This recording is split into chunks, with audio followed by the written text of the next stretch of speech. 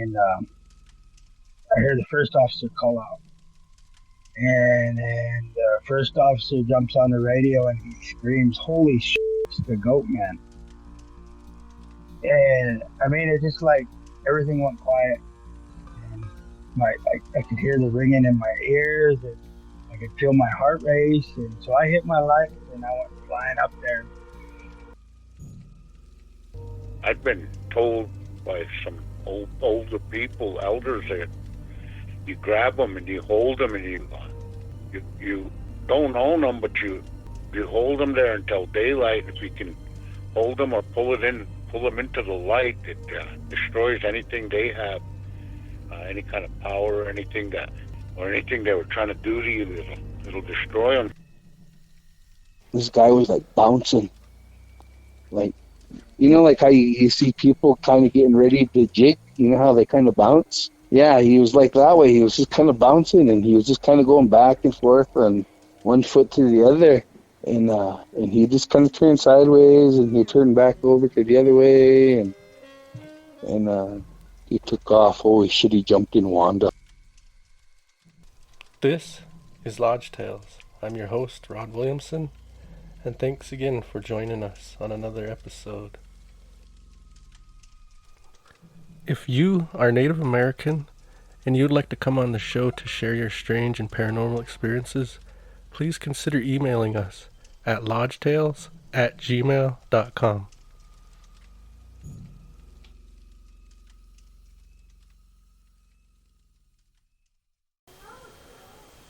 Welcome back to Lodge Tales, everyone.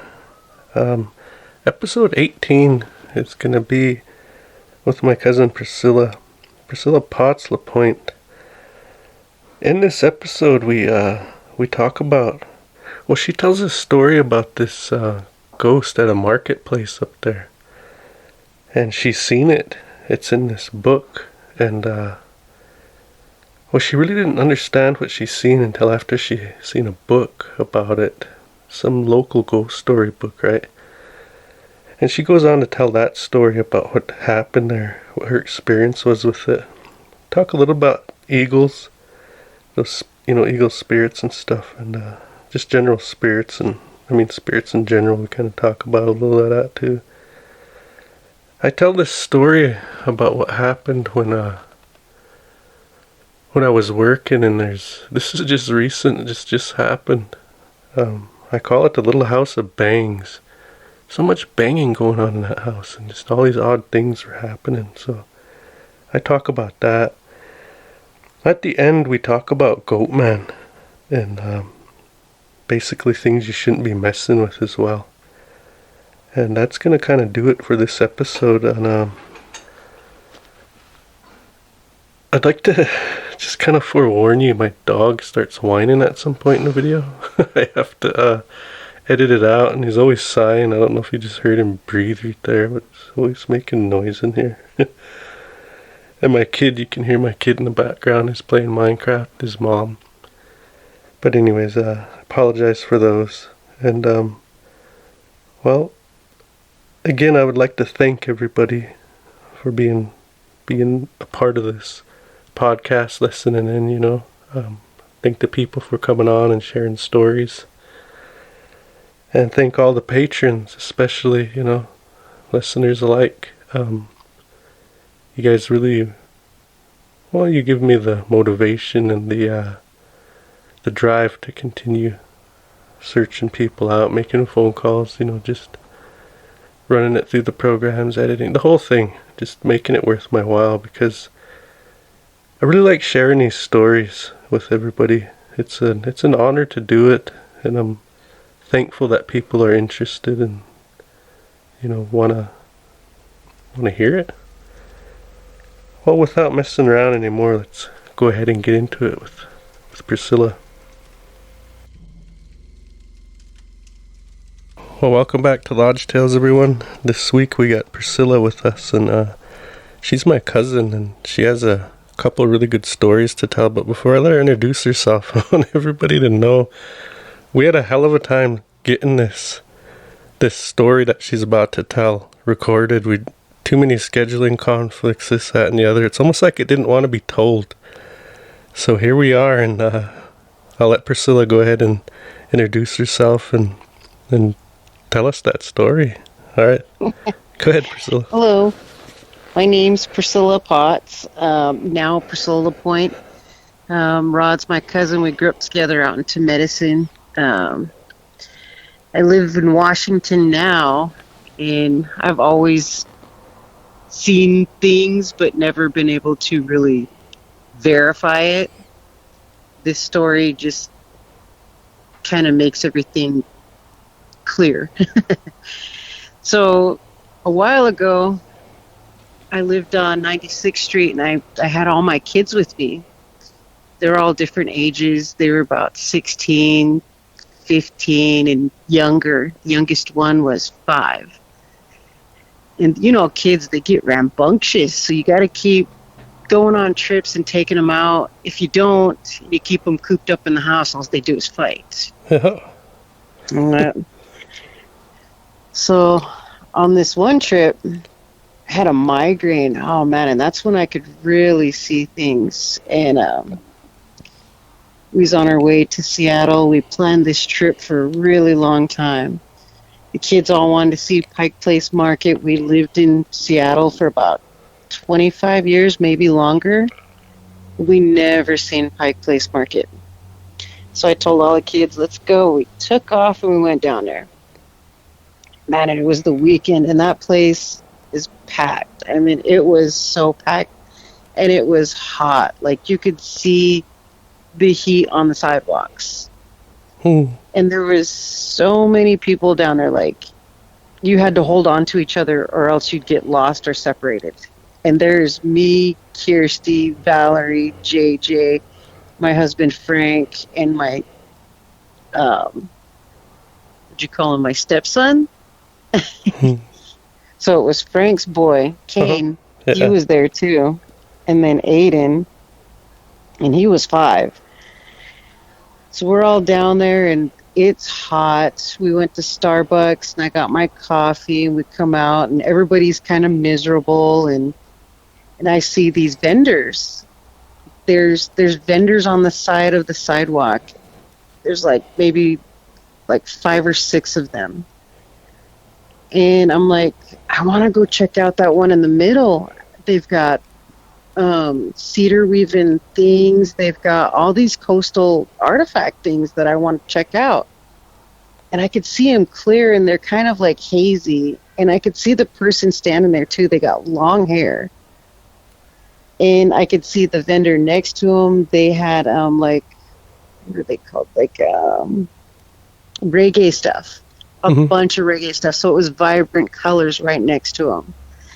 And the guy next to the native one was pictures, just a bunch of pictures. So I could see really clear.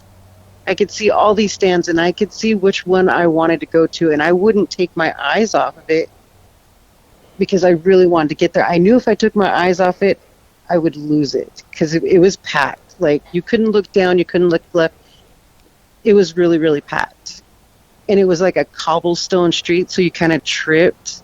And it was a ways away. And my husband, he's like, all right, everybody hold on. And he's like, he knew it was going to be a battle to get to this because it was like a quicksand of people. And they're selling flowers to the left, and to the right-hand side, there's a bunch of food stands, and there's just all kinds of stuff. There's just all kinds of stuff all going on at once.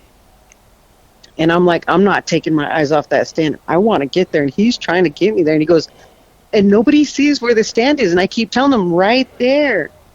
And they're like, where? And I'm like, that one, second one to the end, right there. And they're like, well, we don't see it. And we're all holding on to each other. And poor Aiden, he's like holding on. He's the last one.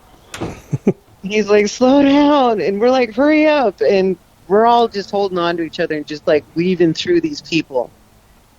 So we finally make it over there. And it's empty. There's nothing there. Absolutely nothing there. So there's the pictures, the guy with the pictures. Then there's an empty space. And then there's the reggae. And then there's a bunch of other stands to the left. And I'm like, what the heck, man? I didn't take my eyes off of them for not 1 second. How did they pack up that fast and leave? I was like, that's impossible. And I'm like, and I'm asking my husband, did you see the stand? He's looking at me like, no, but I got you here. He's like, I never seen it. And I'm asking my kids, I'm like, did you guys see the stand? Did you guys see all the it was like cedar hats and I can't even, it was like carved things. Like, it was all kinds of stuff. Just talking about it is making me shake and I get goosebumps. And I was like, I knew that's where I wanted to be.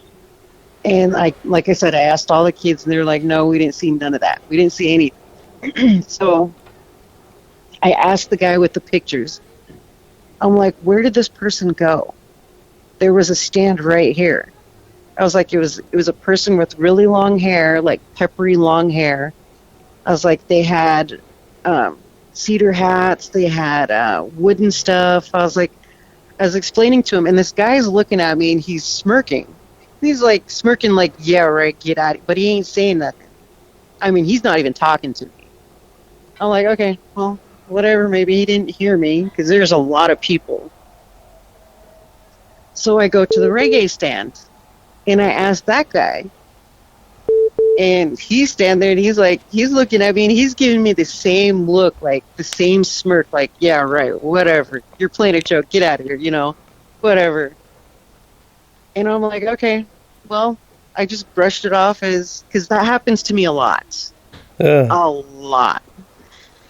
Like, somebody will be standing there and I'll see someone standing next to them and I'll say, excuse me, and they'll be like, what? And I'll look over and there's only one person there, and they were like, who are you talking to? I'm like, oh, nobody. And I'll just go on my way. Uh-huh. And then, so I just went on about life, just completely forgot about it. And then we're sitting, fast forward years later, like 2 years later, my best friend comes over and she needs help with her kids. And she brings me to this car lot. She's like, just watch the kids for a couple hours, or not even a couple. It wasn't even supposed to be a couple hours. She just said, watch the kids so she could do the paperwork. But we know that's a couple hours. Yeah. So I'm sitting there trying to keep the kids busy and occupied. Oh, excuse me. And they're little ones. They're running all over the place, and I'm chasing them. So I'm trying to do anything to keep them busy. They're done with the crayons. They're done with everything else. And then I see this book. It says Weird Stories About Washington. Let me get the real exact name of this book. Because after I read this story, and I'll tell you the exact page too. So it's Weird Washington. That's the name of the book. Mm-hmm. Let me see if I can find the page. Oh, wow, right to the page. Wow, right to the page.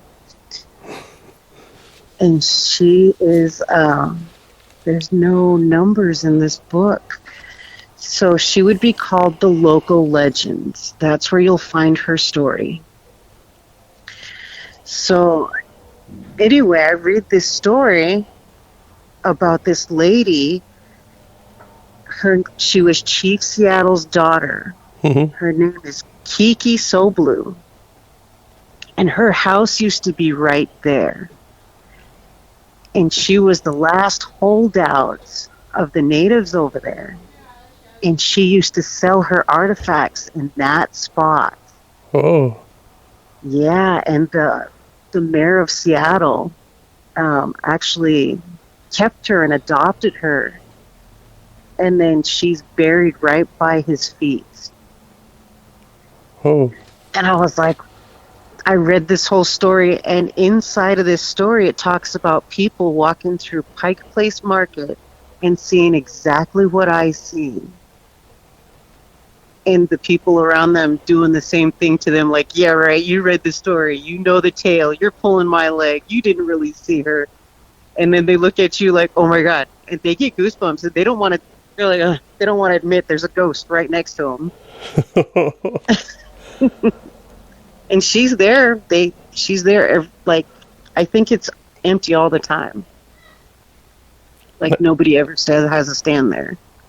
That's wild, man. So a lot of people have seen her, huh?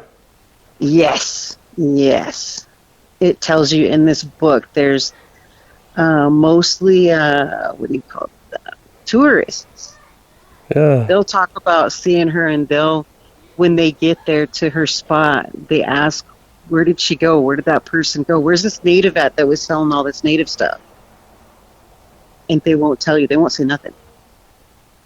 Weird. Oh. Mm-hmm. Have you ever went back? Sorry. No. Every time we went back was on a weekday, and on the weekdays, it's empty. Oh.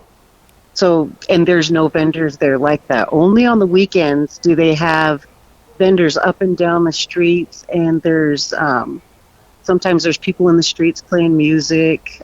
There's a park called Discovery Park right across the street. That's where all the skins hang out. Oh. Yeah. Dang. I don't know why they hang out there, but yeah, that's where they all like to hang out. How did she look when you seen her that you remember? She's wearing her bandana. She had long, stringy hair. She was wearing like a brown shirt. Almost looked like, from a distance, it looked like she wasn't wearing a shirt, but it's dark brown, and you can't see below her waist. Like, you can't see her feet because of the people that are there, because it's so crowded. Yeah. But it's in vapors. So you could see the stands. Like, that's the only way I can explain it. Like, it was so far away. Like, I knew I wanted to go there, and I'd seen her, and I counted each stand, and I knew exactly where to go. And you could see the stuff hanging up, too. Did she have, like, I mean, did she notice you when you seen her? Did she look at you? No, it was like a shadow. Like vapors, see. like a shadow. I couldn't make out her face. I couldn't see a nose. I couldn't see eyes. All I could see was like the hair, and tell it was a woman. And you could, like, that's best I could explain. Whoa. Did that creep you out when you seen that book at that? No, it was a good feeling. It was kind of like a I'm not crazy moment. Like, yeah. Like, so everything that I see is real. Like, it's okay. Kind of validated yourself there, huh? Yeah. And then so my husband, fast forward even past that, my husband surprised me with a surprise trip to Seattle. He does this all the time. He never tells me where we're going. Mm-hmm. And he just says, get ready for this kind of a day. If we're going to climb or if we're going to be in water or whatever, he tells me, get ready. So this day, he said, he didn't tell me we were going to a cemetery either, or else I would have prepared for that too. But he said, get ready, we're going for a trip. I was like, okay. So we took off to Seattle, and he brings me to a cemetery. I'm like, oh man, you can't be bringing me to cemeteries, man. And I keep trying to explain that to him. You can't bring me to, because I will carry something home if I don't have my tobacco. And, you know, I do a little routine. I say my prayers, and I cross my heart, and I tell them, stay there. Mm-hmm. You know, I give them their offerings and stuff, because I don't want to take nobody home with me. Yeah. So we get there to the cemetery, and he brings me to this great big, it's like a concrete shrine looking thing. I mean, it's like 8 to 10 feet tall. Mm-hmm. And it has the mayor of Seattle on it. And then it has all these his family members right there. And right at the bottom of his feet is Evangeline. And that's her colonial name, Oh, but her real name is Kiki Soblu. yeah. That's her Salish name. Oh, I see. Yeah, so he surprised me with that, and I just got flooded with emotions. Like, I don't know, it was like an old friend, and it was like she was there, and it was like she was hugging me, and like I was hugging her. I don't know, it just felt like home or something. Like right now, I just feel that same emotion. And I had these earrings on that Frank had bought me at the first powwow, and they really meant a lot to me. Mm-hmm. And you know, to us traditionally, you can't like say if you went and seen your grandma and your grandma was like, "Oh, I really like those," you have to give them to her, you know. Yeah. If for some reason I took my earrings off and I just gave them to her, and I had some tobacco in the truck, and I went back, got some tobacco, and there was a shell that we found in Ocean Shores, and I put that down, and I said a prayer to all my directions, and I thanked her for showing me her beautiful stuff down there at the marketplace. Mm-hmm. And just then a hummingbird comes over, and she's in my face, and it's a female because she's not as colorful as the males. Mm-hmm. She's right in my face, and she's making this noise and clicking, and she's like she's singing. She's so beautiful, and she's like, then she goes up, and then she goes down. And my husband, he's not even standing next to me. He's just standing there watching this whole thing, and he's letting me do my thing. Yeah. And then I stand back, and I stand next to him, and she does like a circle around us, and she does another dance, and then she disappears. And then I'm in tears by then, and I got goosebumps, and I tell her thank you again, and I say thank you to all my directions and to Grandmother Earth.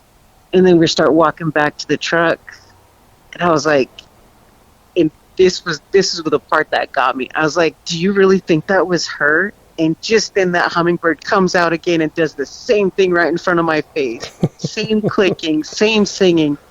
Like, yes, my girl, it's me. Yeah. Like she's saying, yes, I'm here. Thank you. And I start crying even more. Like, even right now, I got tears. Whoa. Yeah, it was beautiful. It was beautiful. Jeez, that's pretty neat, though. That, you know, because those hummingbirds don't do that. They No. sooner fly away from us. They don't really want nothing to do with us. Yeah, the only time I've ever had a hummingbird do that is when I accidentally came close to her nest, and she wanted me to get away from it. Oh, yeah. Yeah. We were far away from any leaves or anything. I mean, and stuff like that happens to me a lot. Yeah. Jeez. It's crazy. We've been trying to get this story out for a while, and it wasn't working out for some reason. Yeah, it just wasn't the day, wasn't the time, or I don't know. There's another one. When I was headed back to Browning to bury my dad, and it was really hard for me. It was like, I don't know, there was a lot of things, a lot of questions, a lot of stuff, like, and it was really weird too. And we pulled over, and I said a prayer, and got my smudge out, and then we get in the car and we take off. And it just, we had to take all the back roads to Browning because all the roads were closed. And we pulled up around the corner right after, I think it was Missoula, and there was a tree just filled with like 20 eagles, all different ages, just standing and staring right at the car. Like, we had to pull over and I had to say another prayer. I was like, everything's going to be all right. To medicine said, everything's going to be all right. Yeah. I only ever seen eagles like that up in Alaska, you know, by that Right. Klukwan village. I remember we went to town. It's like a 30-mile drive. Counted 170 of them. And I didn't. That's just the ones beside the road, because it's in the winter when you see them, like that river that runs by that village. It's it's got springs. It's kind of spring fed, that river, so it doesn't freeze. It stays kind of open all winter, and those eagles go there and fish for trout and stuff all up and down that river. It's pretty cool. Right. Yeah, that was weird though for Montana and Browning, Yeah, being close to Missoula and kind of winter time. Like, it was an off season. It wasn't there was no fish running. Yeah, you don't It wasn't really spring. you don't really see it like that back home, you know. Yeah. I noticed up there those Clinkadendons when all those eagles are. I don't know, you know how we are with magpies or crows. You know, we're not really don't get too excited over them. That's how they are with those eagles. Yeah, they're just everyday thing. They don't even really pay them much mind. Yeah. Yeah, there's a bunch of other stories. There's a couple other ones. I can't remember them right off the top of my head just yet. But yeah, that was the main one that just verified everything that I see and that I feel. And yeah, and like that time when I was telling you those stories I was listening to, and little things that was happening in the house, and the dogs and the cat. Yeah. Yeah, I called her the other day and we were talking, and she said she had lodge tails on and things were happening around her house, and since she shut it off, it all stopped. That happens, you know. I mean, I've noticed it too, you know, like that's why I smudge all the time when I'm done with, you know, sharing stories with people or whatever. You know, that they hear us, those spirits hear us, and we're talking. Geez, they can even know your thoughts, know you're thinking about them, and you know, so that's why I've learned to go ahead and smudge and stuff when we're telling some of these really scary ones. Right. Like when it's even the good ones. Oh, yeah. Sorry. Oh no, yeah, even the good ones too. They all hear you. But you know, that's why I said when we're telling the scary ones, that's why I smudge off. I don't want them to start raising hell. And it's not happened just to you, Priscilla. She's one of the other guys on a podcast, Mike Conley. So when he first told me those Goatman stories, man, I had nightmares. I had a nightmare that night, and that next morning, sometime during the day, I don't know when it was, that next day, I texted him and I said, "Hey man, I had nightmares, you son of a gun, you know, you gave me nightmares." He said, "How do you think I feel?" He says, "I have to live with them." Yeah, those memories and stuff. And he says, "Hey man, one night, and I might get this wrong, but this is kind of how I remember it." He said, in the middle of the night, he says, I was sleeping after that. He says, and I reached over, and I think he said he thinks he reached over, but anyway, his nightstand fell over, and he just kept sleeping, like, the heck with it. But he knew, he reached for something, and he thinks he knocked it over, if I remember right. And he said, I'll pick it up in the morning. And he didn't worry too much about it. Well, he woke up that morning to pick everything up. Shit, it was all still standing there. You know, it wasn't knocked over anymore. All this, you know, things like that happen when you're telling these stories sometimes, you know, not all the time, but, you know, it can happen. Yeah. But, so when I was at work this past week, I don't think I told you about this, but,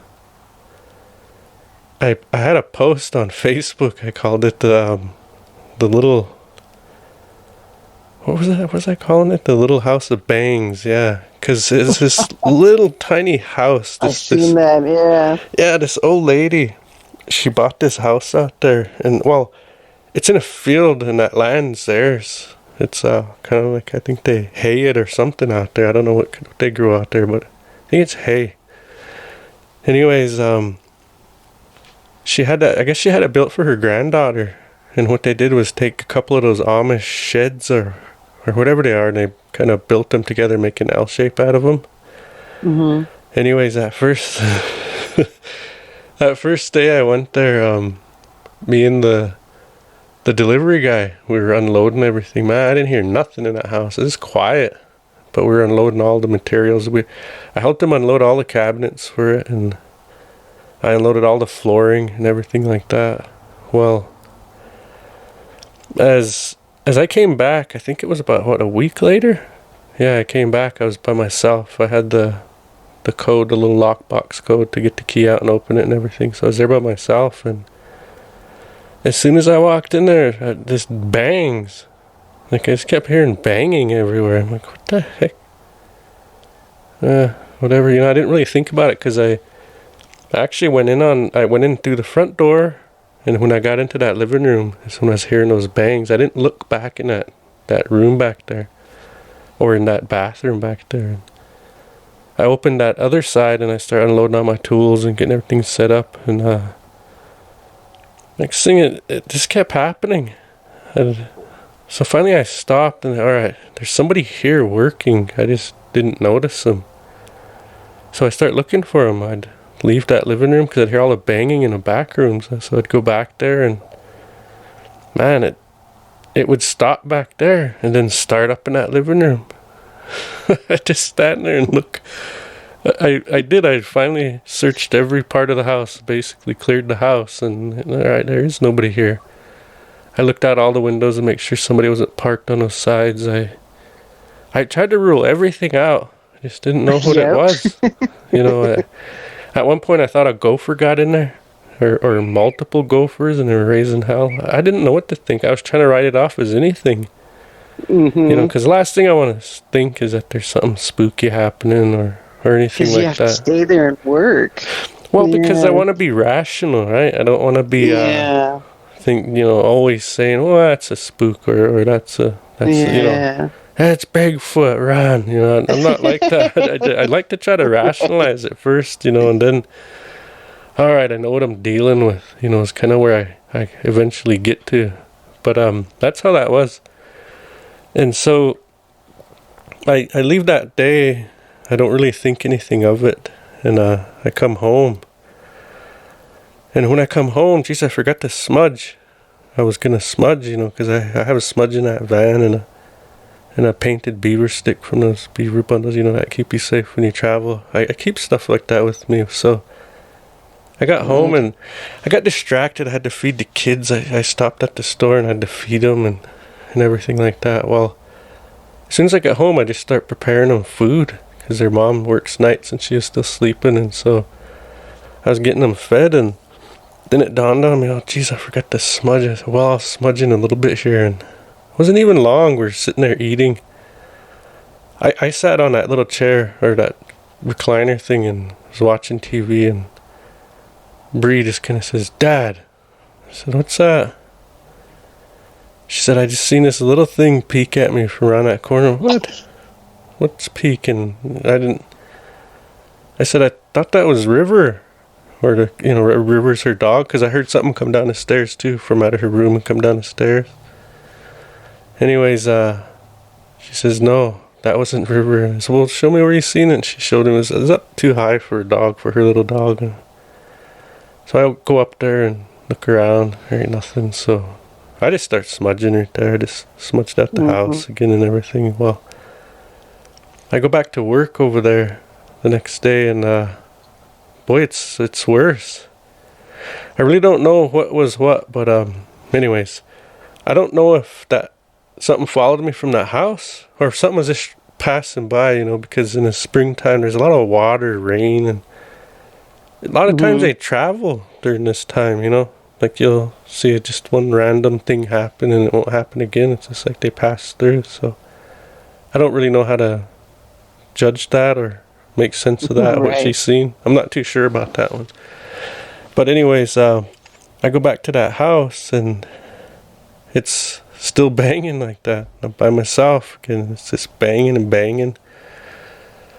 Like, all right, I'm gonna, because I just said, all right, I turned my headphones on, noise canceling way up, and I'm just gonna ignore it and keep working. Well, I'm taking a break, and I take my headphones off and I'm listening, and I still hear it back there because I was curious. Was it still banging? Sure enough, it was. And I kept hearing, this time, different sounds. Like I heard sound like someone flicking cardboard, like with their finger, just flicking cardboard. Like, oh, what the heck? And then then it sounded like somebody had a stapler and they stapled it, or a hammer tacker staple, and just slammed it on the floor. It sounded similar to both. It could have been both things. That's the only thing I could, think of what it sounded like. But, all right, I'm going to get up. And I heard something else, too, like some rustling. And I kept hearing somebody walking around back there. And but I heard this weird rustling sound, like plastic almost. Anyways, like, all right, those other sounds are kind of weird. They're not the banging. So I think I'm going to go see. I get up and I go back there. And first I'm looking in that bathroom. There ain't nothing in there. All right. What that is. So I'm going all the way to the back room where I have the boxes of wood stacked that I open and then carry into that living room and stack up. And I have a pile of empty boxes right there. Well, as I cut a box open, I'll grab the material, take it out, leave that box there, come back and I'll stack it. And then I'll go back in there, put that box away, like put it on the open box pile and kind of flatten them, then open another one. Well, as soon as I was coming around that corner to see what was going on, when I leave those boxes on there, they're not going to fall off or anything, but that empty box I left there was slammed on the floor as soon as I come around that corner. Yeah, just slammed, like, and I stood there and I tried to do it. I tried to make that sound, and I couldn't. The only way I could mimic that sound is if I picked it above my head and slammed it on the floor. And as I thought, all right, I left the box here. It just fell off and it hit the floor. And so I put that box back up and I kind of pushed it to the edge and I let it fall. It didn't even come close to making that loud of a sound at all. Damn. And so I go, okay, I don't think, well, let me try to just slam it down. And so I picked it up kind of above my head a little bit and I just slammed it down. Like, yeah, that's what it was then. But anyways, when it happened and I walked around there and it just slammed on the floor like that, I start laughing. I don't know why, but I start laughing. More like what was going through my mind is, okay, I know something's here. All right, Yeah. I got you. I'm not stupid. I know there's something trying to get my attention. That's what I'm thinking. Yeah. That's why it kind of made me laugh. But anyways, like, oh shit. So first thing I did was call my mom, because of course. That's what you do. You call your mom when something weird's happening. But anyways, so I call her, like the little boy calling his mom all scared. But I call her and I say, Mom, I hear those bangs again. And it threw a box on the floor. And I come in this room and it's kind of explaining her what I just told you. She said, oh, really? I said, yeah, I don't know what the heck's going on around here, but it's a little more than, I can't explain any of it. So... and she says, oh yeah, it's probably those spooks, going on like that. And, yeah, probably is. And then my phone dies. I mean, the call gets dropped because I have my headphones on and the phone's in the living room, because they're wireless. Like, what the? So I walk in there, like, how does it? Because my phone has never dropped a call, ever. I mean, that's the first time it's ever happened that I've had this phone. And so I go back in there and I'm looking at the thing there in my phone. I pick it up, the screen's on, and you have to, how they're locked shut and off and they're just dark. No, the screen's on, but the call was dropped. I'm like, how the heck did? And so I start trying to redial my mom, and the phone won't work. It's saying no data connection or something weird like that. And like, okay, that's strange. And I tried again. And it didn't work. I couldn't call, like I was getting no cell reception, but there was cell reception there, which was odd. And just then she calls me back. And I said, geez, Mom, I don't know what's going on with this phone either. Now this phone's acting up. And she just started laughing. She's laughing. Like, oh, so, yeah, something's really raising hell over here. I don't really know. I says, but if it gets any worse, I'm gonna get that beaver stick and that smudge, and I'll smudge this place out. That way I can, keep working and I don't have to stop. And so, she says, well, yeah, you probably should. You just do it anyways. I said, well, I'm gonna let it wait for a little bit, and if it gets too bad, yeah, I'll go ahead and take action like that, just to make sure I ain't gonna get bothered or followed or anything again. And so, because I was thinking I got followed. But anyways, this is what makes me kind of doubt that, this next part. So I have to go back there again, and I didn't finish up, and so I had to go back that another day, and it's third day. And anyways, see, right when all that was happening, I had called Bree too after I hung up with my mom, and I called Bree, my daughter, and so I'm kind of getting spooky over here. There's a lot of stuff happening. She's like, "Ooh, I'm glad I didn't come with you. I was gonna make her clean for me or something, just put her to work a little bit." But that night I get home. Wait, let me back up. That second day when all that was happening, I get home and my wife's telling me, "Man, I had a dream." So what's that? And I ain't gonna say his name, but he was our old neighbor. He just recently, like, 3 weeks ago, he committed suicide, and we went to his funeral and everything down here. He was a Army veteran mortarman, and seen a lot of stuff. I don't know, I guess there's they must get ambushed or something, but a lot of folks died around, a lot of his friends, and kind of survivor's guilt and all that, So anyways, he dealt with a lot, and, he was a good friend of mine, though. And she says, well, I had a dream about him. And, well, see, that night he had shot himself. Those cops were trying to get in there in his house, and I think they had thrown, must have been flashbangs or something, because that dog was laying by, that dog wouldn't leave him. He had this great big dog, and she wouldn't leave him. And they found that dog in there, too. And its eyes, there's blood coming from its nose, its ears.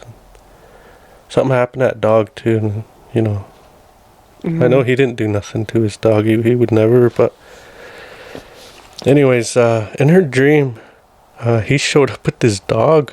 He was saying, "Hey, is Rod here?" And she says, "No." He said, "Well, I need his help when he gets back. Can you send him over?" And she said, yeah, I will.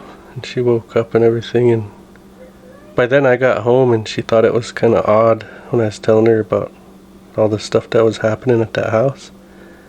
And so I thought, geez, alright, well, since the way he passed away, I thought maybe he might need prayers or something. And I had to go back over to that house one last day after this, so right when she told me that, I took out that smudge, and everybody was in the house, watching TV, being loud, all these things, and I asked them if they can turn the TV off, and I got it all quiet like that, and turned everything off, and I started praying, and I just prayed for him, and I talked to him, Don't really want to say what I said, but I prayed for him, and I just told him some things, In a nutshell, I just told him, he's going to have to make a journey, if you're still around us. You're going to have to, what we call the wolf trail, follow that over.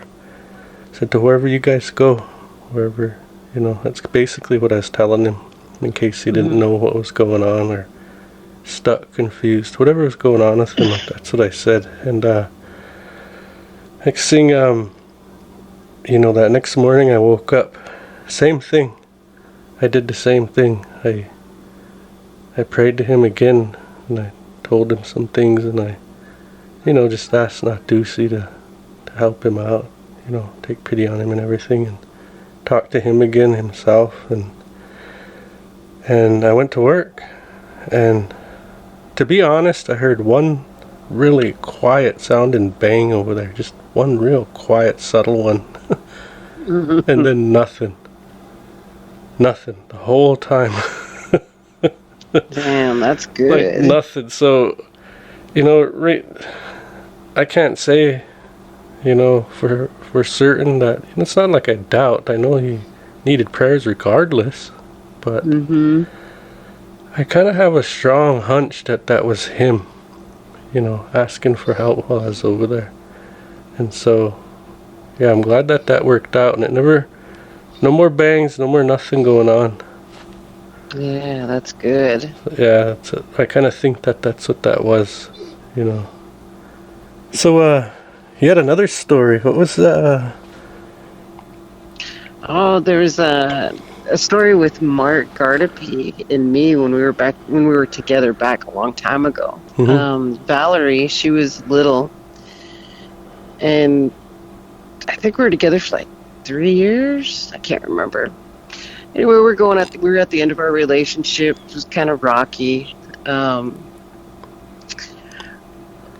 did it start? Well, it was New Year's Eve.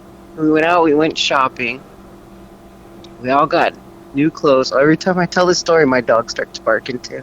Oh. Oh, my outside dog too.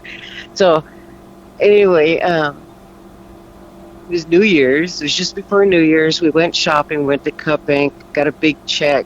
So we were all cashy. We had planned a big birthday party. I can't remember where we were going. It was somebody's house. We bought cases, like a bunch of beer. And another friend was there. I don't think I could say his name, though. But he was there. And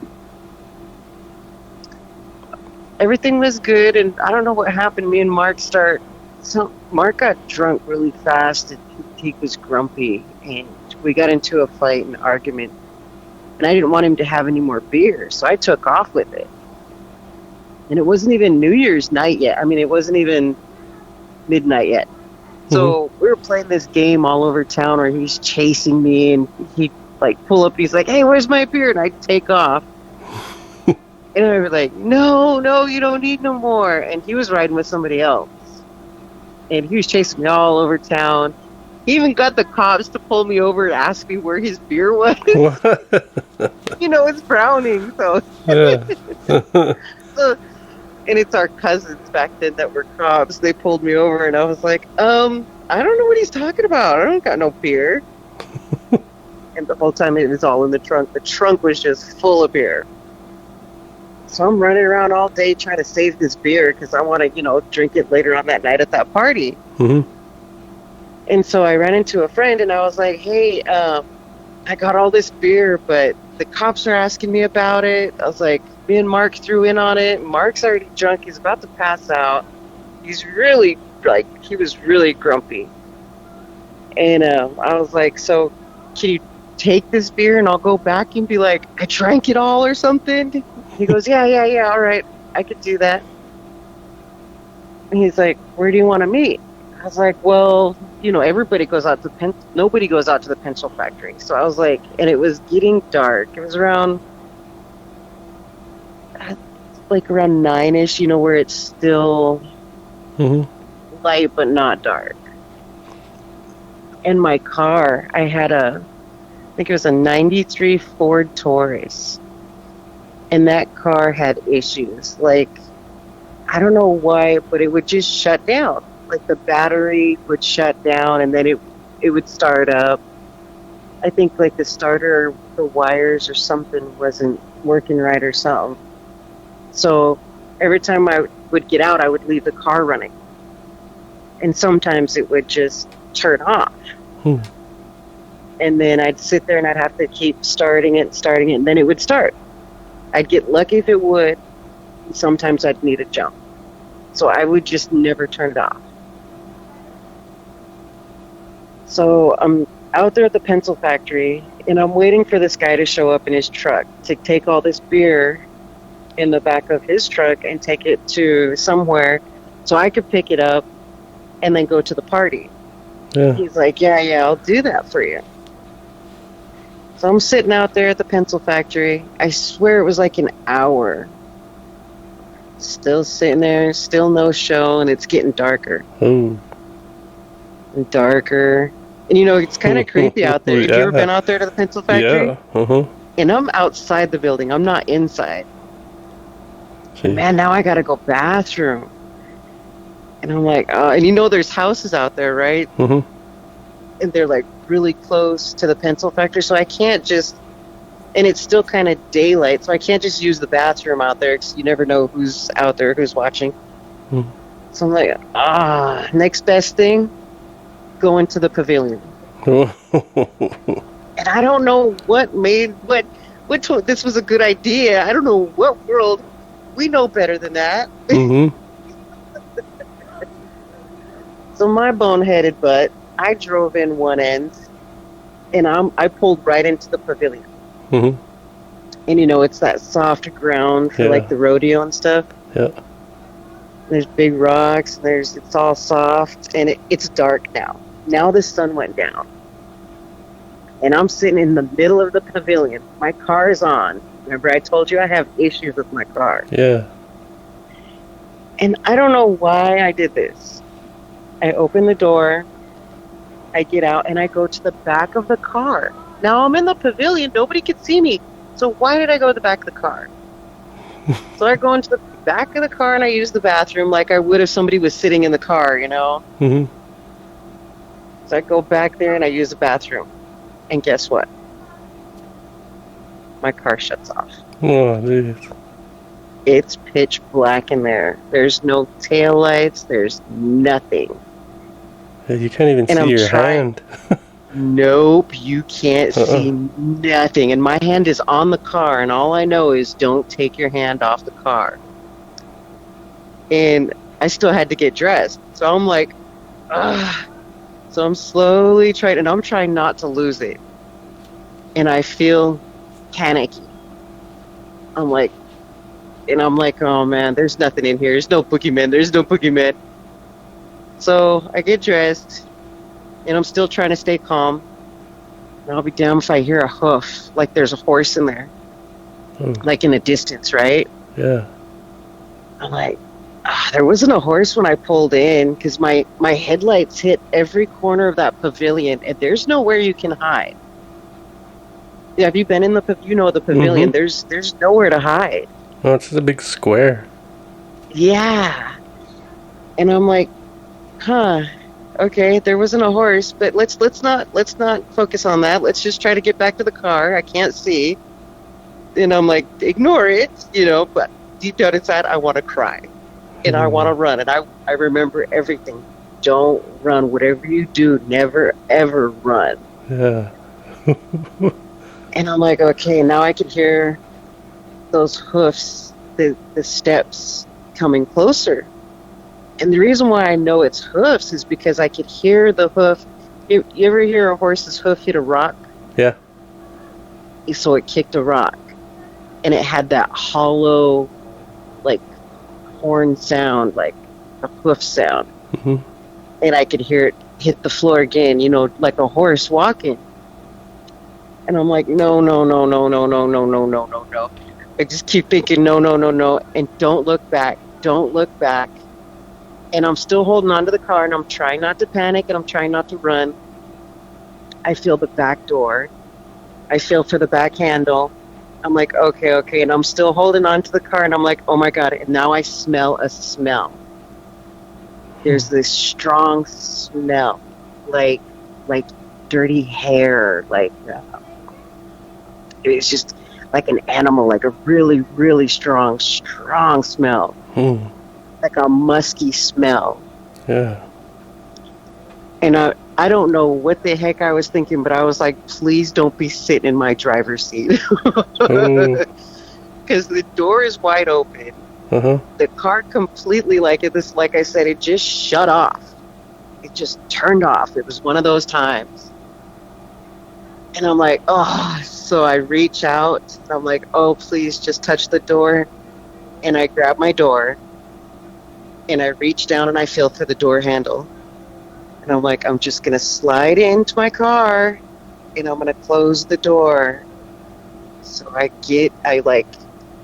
feel the seat. And I feel over and I'm like, nobody's sitting there. And I slide into my car. Yeah, I'm scared. I'm shaking. And my keys are still like in the ignition. So I pull them out, put them back in, and I try to start the car. She's like, burr, burr, burr, and the lights flash. Like ahead of me, I see the wall. And I'm like, oh, come on, please just start. And I said, again. It still wouldn't start. I was like, oh, one more time, please. And the door's still open. I'm too scared to reach out and pull that door closed.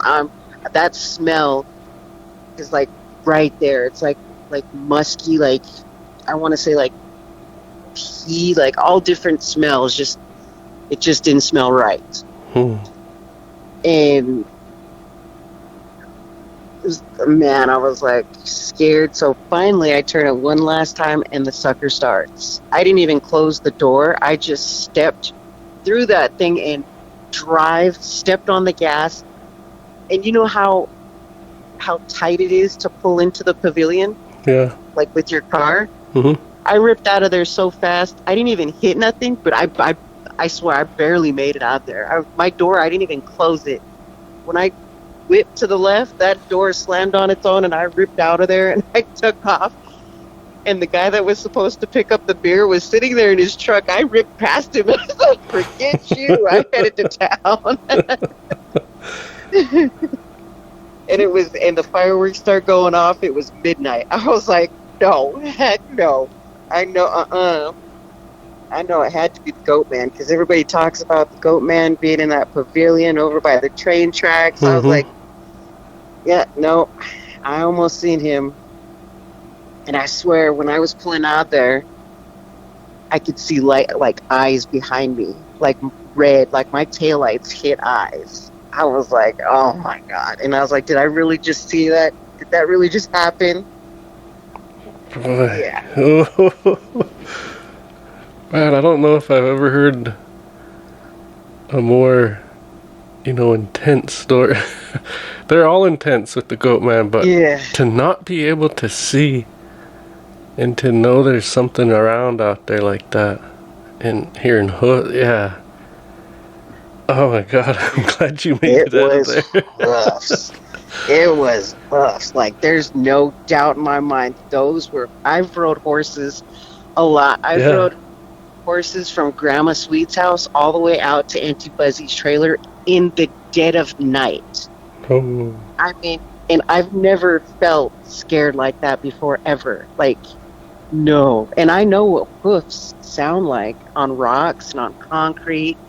Those were hoofs. Yeah. Just so everybody knows, from our Grandma Swede's house out to our Auntie Buzzy's, that's right through the territory of that Goat Man, just so everybody knows. Yeah, and I've rode that many times at night, like midnight, 2 o'clock, 3 o'clock in the morning, never had a problem. None of my horses acted up. Like, jeez. Yeah. Boy, that's so scary. I was listening to your story, just sitting here still. Every time I tell that story to someone, they get the goosebumps and they're like, whoa. Like, I really I tell my kids the story too, and they're like, whoa. See, you don't mess around out there, anywhere out there. So right next to that place is the old, that blue building that's by that incinerator thing on the, what would it be, the north side of the tracks? Pencil Factory's on the south side of the tracks.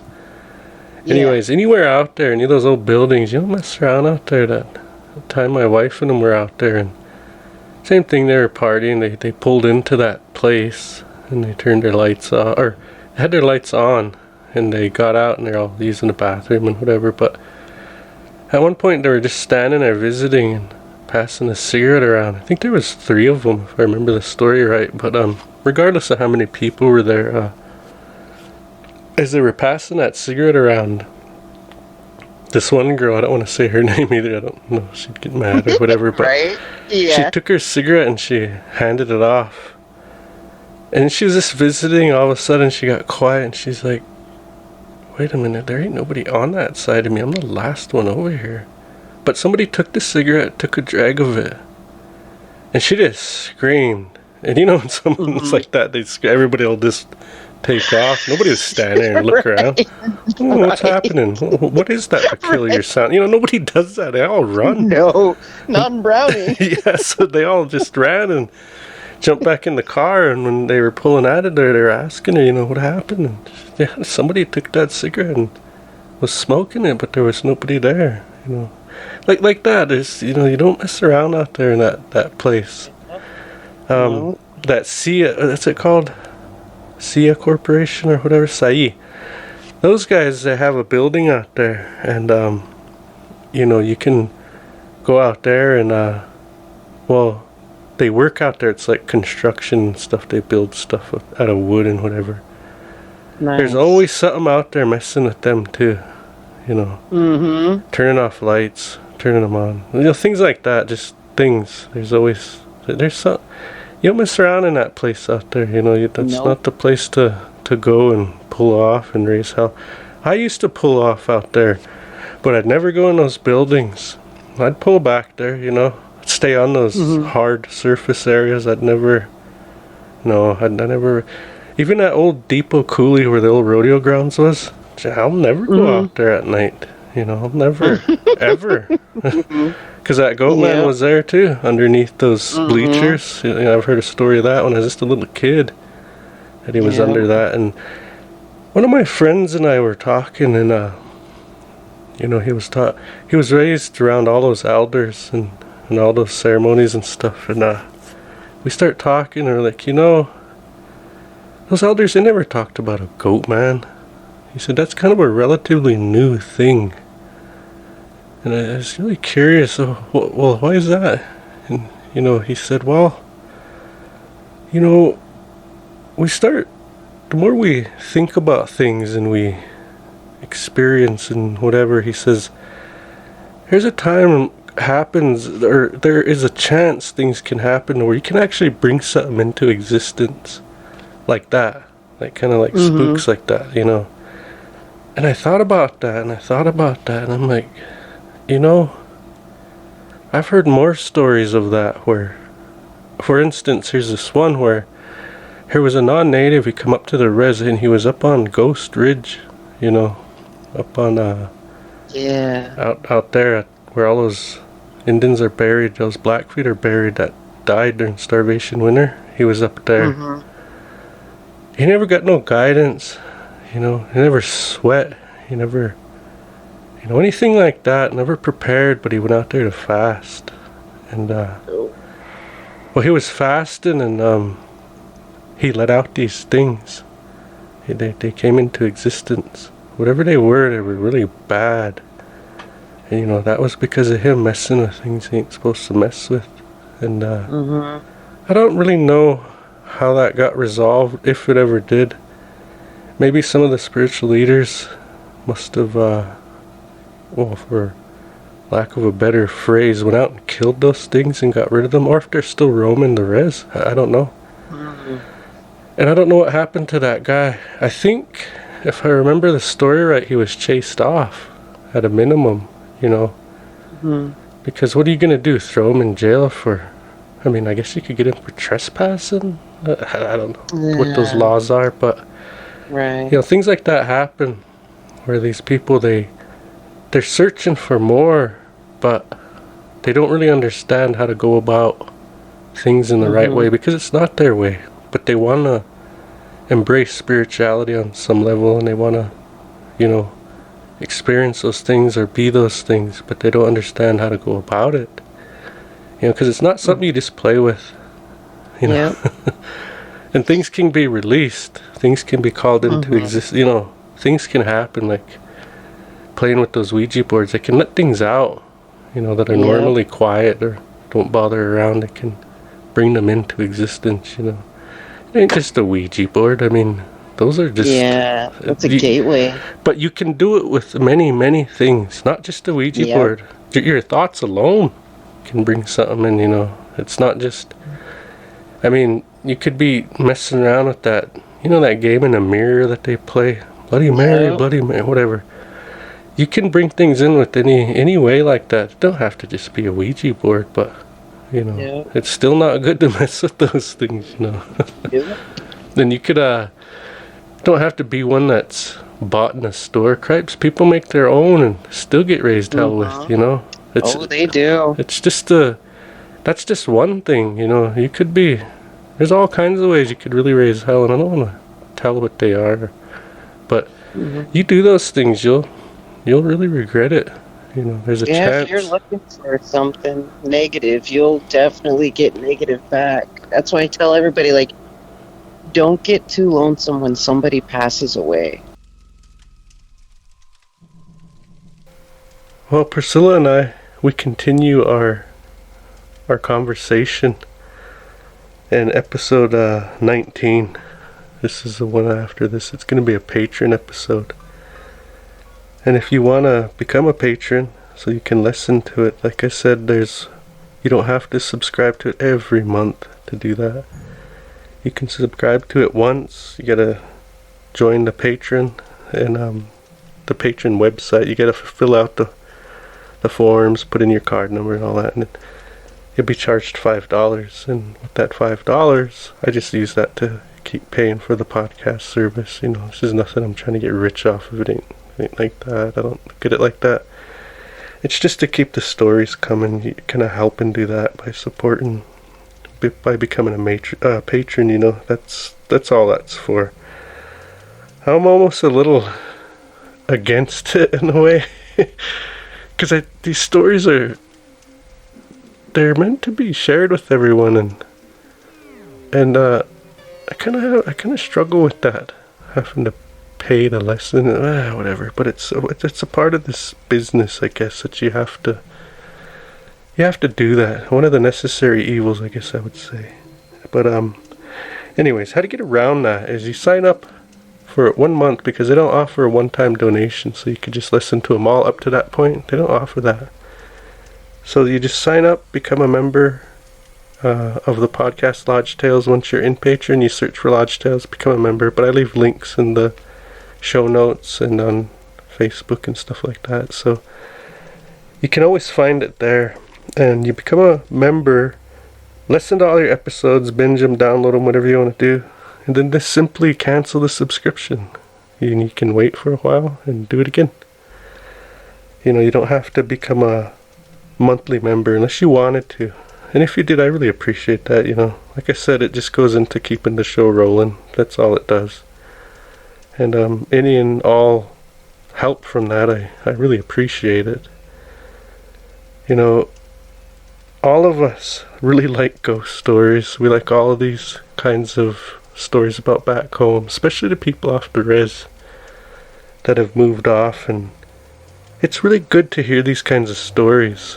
And they probably have experiences too, and they're out there, and they might tell a story here and there to some of their friends, and those non-Blackfeet might be like, whatever, these guys are nuts. Well, tell them to listen to the podcast. So a bunch of us nuts people over here and we tell the same stories they tell. So anyways, I always think about them too, you know, the ones that live off the res, because they get lonesome. I know they do. And it's good to hear these stories about back home and stuff. And, I'm just glad that, well, we can do this. We can give them a little piece of home every now and then. So anyways, without messing around, I'm going to get to edit in the next podcast so we can have that out on Patreon here tonight. Alright, well, good night everyone, and thanks for being here. I really appreciate it.